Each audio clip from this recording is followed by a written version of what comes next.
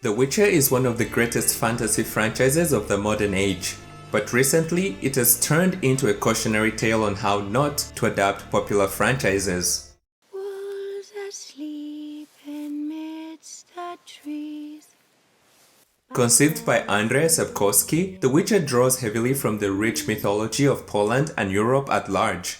At the heart of this fascinating universe are witches, men that are typically orphaned at a young age and undergo dangerous physical mutations and trials. The few that survive become fierce and aging warriors, trained in combat, alchemy, and simple magic by dedicated schools such as the wolf, the cat, and the bear.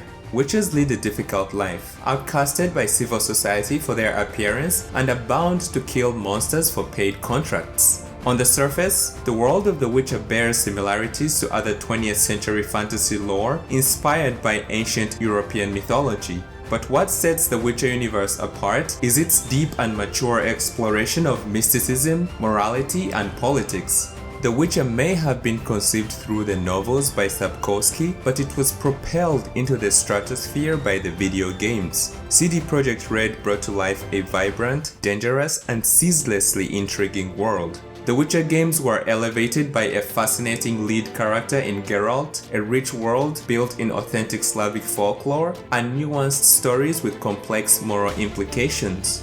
When a Netflix adaptation of The Witcher was announced, excitement among longtime fans of the universe was at an all-time high. The lead casting of Henry Cavill, a longtime fan of The Witcher himself, left fanboys overjoyed and fangirls drenched. Netflix had a sure success on its hands. All they had to do was tap into one of the biggest franchises and fan bases of the modern age. Yet Netflix couldn't help but get in its own way. The storytelling was incoherent, authentic European aesthetics were reimagined, and Geralt was sidelined. The departure of Henry Cavill would perhaps be the final nail in the coffin for the franchise. The successful Witcher games and books confer insight into what made The Witcher great, what it could have been, and what went horribly wrong. The world of The Witcher is gorgeous. From the snowy mountains of Skellige, to the bustling cities of Velen, to the lush, sun-baked plains of Toussaint, Sapkowski adapted the best parts of medieval Europe. It's impossible to miss the real-world European locations and cultures that inspired each location. CD Projekt Red faithfully adapted this world in The Witcher games. From European political systems to strategy, to mythical beings and bestiaries, to architecture and garments. Witcher 3, when it came out, I just got stuck in, and the world building in that is so fantastic. They've set their rules, the graphics in there still stand up today. That's what I loved the most about it, was the immersion in that world. And you could really feel like you could just go do anything, and the detail was extraordinary. Medieval European characters are clearly of European descent and have motivations that fit into their era and environment. When non-European characters are introduced, it is clear that they are travelers from the south, merchants that bring unique items and skills from a different land with its own empires, cultures, and climate. Their existence expands the geography of this world without altering European fables. For all big fans of diversity out there, the Ophir are an example of how to build it into a medieval European fable in a coherent way instead of bastardizing original European folklore with modern inserts. I would expect no different if Europeans showed up in ancient mythology from Asia or Africa. The icing on the cake for me was the euphonious medieval soundtrack inspired by Slavic folk music.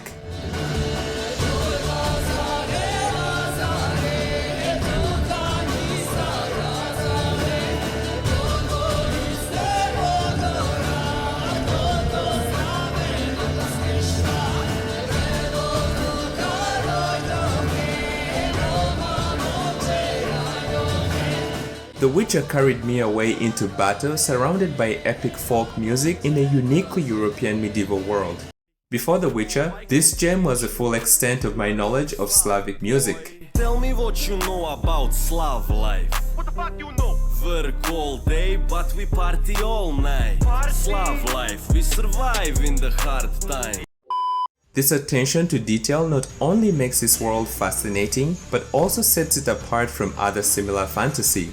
I can't overstate the value of authentic adaptation and world building, which necessarily requires that stories are adapted in the context of their people, culture, and era. It's unfortunate that European mythology has come under threat from ideologically driven reimaginations that I will cover in more detail in a separate video.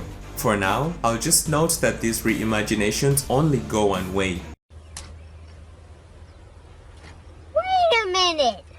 Hollywood seems to get the right idea when it comes to any mythology or historical fiction that is not European. Oh, but what's your problem? It's all just fiction. Well, where are the random black dudes in the Imperial Chinese Army in Mulan? Where are the random white dudes chilling in the markets of Wakanda?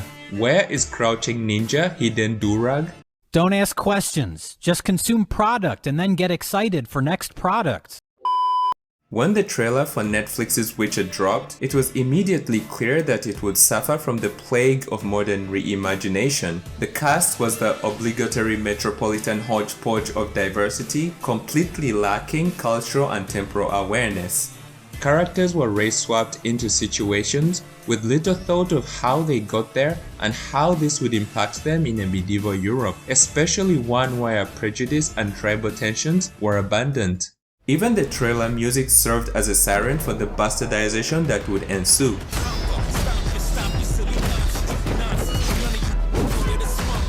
While the trailer featured a badass sword fight with the iconic style and dance of The Witcher and superb acting from Henry Cavill, it was surrounded by a different world from the games and novels. But world building was hardly the only victim of this reimagination, as the characters and storylines would fall far from the excellence of the Witcher universe.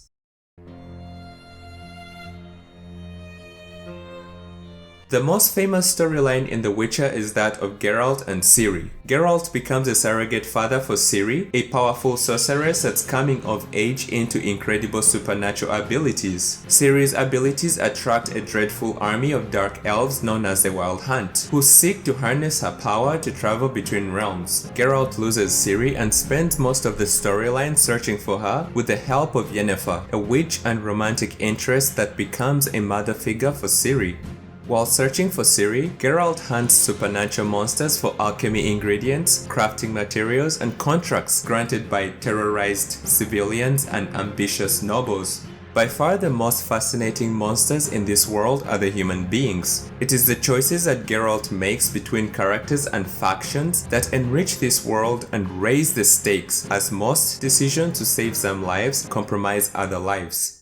There is no better example of this in the Witcher games than the story of the Bloody Baron.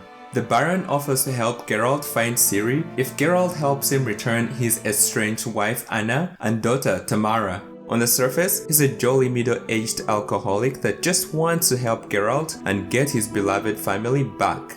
A bro to behold.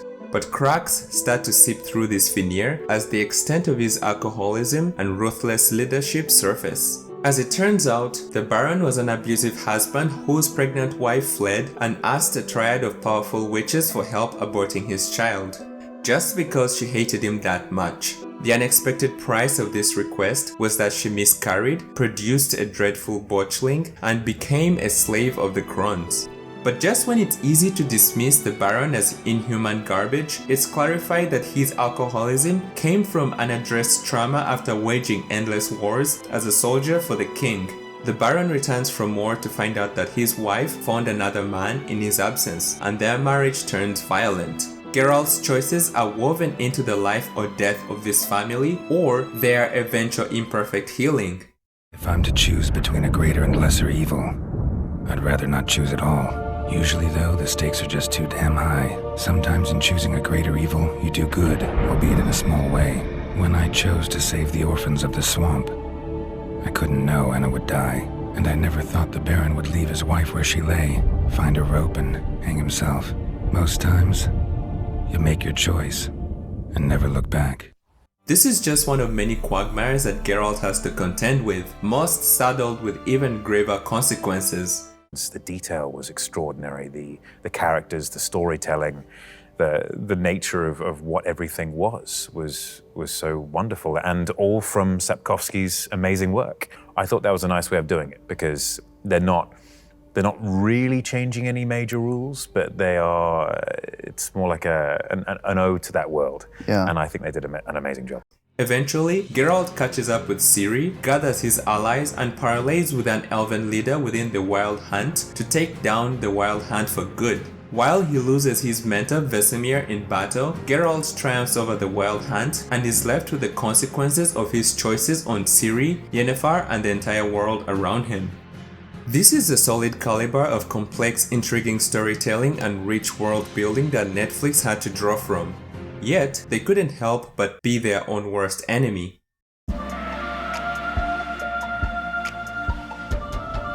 Netflix had a solid foundation to draw inspiration from what worked well. They had a passionate top-tier actor with the perfect build and charisma of Geralt. And as a fan of the Witcher games, Henry Cavill appreciated what made the franchise great and was excited to bring this to the show. Having had a hobby, and a major part of that hobby was playing The Witcher, Right. Witcher 3 specifically, and then reading books and fantasy and loving that sort of thing, and then finally getting to play one of those characters. With The Witcher, yes, I pursued it very hard. I was very excited about the concept of playing Geralt, and I got the opportunity to do it, and it's something I'm thankful for. Season 1 was released in December 2019 to a generally positive reaction. There was one badass sword fight in Blaviken, mature themes, Henry Cavill at his best, and a very catchy song that took on a life of its own.